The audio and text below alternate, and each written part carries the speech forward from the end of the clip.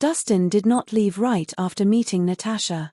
Instead, he stayed in the Harmon estate under the pretense of treating Hector's illness. Naturally, to prevent the two of them from eloping, Mrs. Davies kept a close eye on them the entire time, separating them every time their actions became intimate. During the night, the two were forbidden from seeing each other, which Dustin obeyed begrudgingly. With that, the night passed uneventfully. The next morning, the Harmons' annual family gathering had officially begun.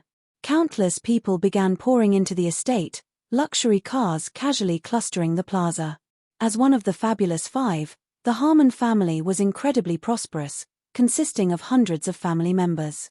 Besides those from the Harmon family, loyal company staff and other important family guests had all been invited as well, making the place much livelier.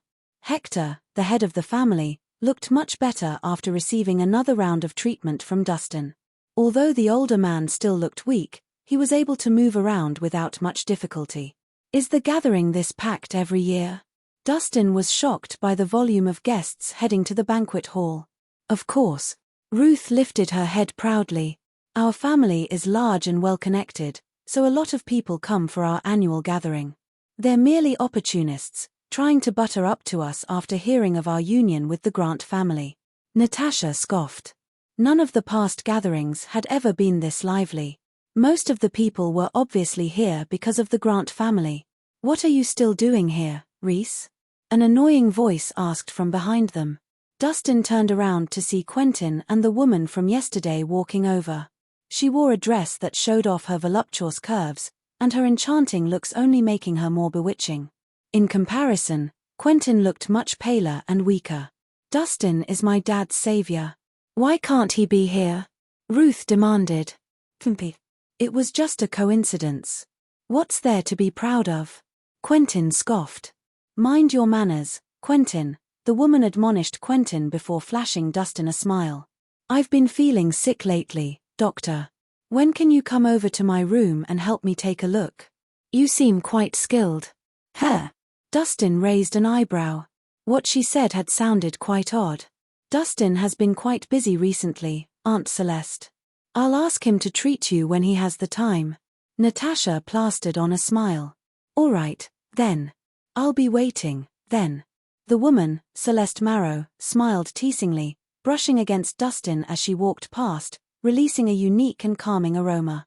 "Hey, our annual family gathering is not something you can join. You should piss off," Quentin growled a warning before following the woman, emitting the same scent. "What are you looking at?" Natasha regarded Dustin coldly when she realized he was still staring at the woman. "Don't tell me you have a thing for other people's wives too." "Of course not." Dustin choked, awkward. "I was just thinking of the unique scent she carries." "Are you saying I don't smell as good as her?" Natasha snapped, jealous. "She's my eldest aunt. You better not get any ideas." "Your aunt?" Dustin was surprised. "She's so young. She doesn't look much older than Quentin." "Obviously." Natasha rolled her eyes. "My uncle's first wife passed away a long time ago, so he found this woman. She looks pretty, but her reputation is horrible. It's inevitable that people would criticize a couple with such a large age gap." Dustin wasn't surprised. "It's not just that." Natasha shook her head and lowered her voice. "I've heard that she plays around with Quentin as well." "What?" Dustin gaped at her. "Are you serious? A stepson having an affair with their stepmother? How scandalous. Why would I joke about something like that?" Natasha answered seriously. "I'm warning you. Stay away from that witch, or you won't even know how you were caught." Dustin pressed his lips together, at a loss for words. No wonder the woman had been looking at him that way. She turned out to be a cheater. Poor Trent. Dustin wondered what expression the other man would wear if he found out about his son sleeping with his wife. As time passed, more guests filled the banquet hall, and things became even livelier. People crowded together to share wine and chat together. Beverages were self-served, so people were free to eat and drink however they pleased. While everyone was having a good time, a wall cried out from the crowd. A man who had been drinking suddenly began throwing up blood violently before crashing to the floor, convulsing.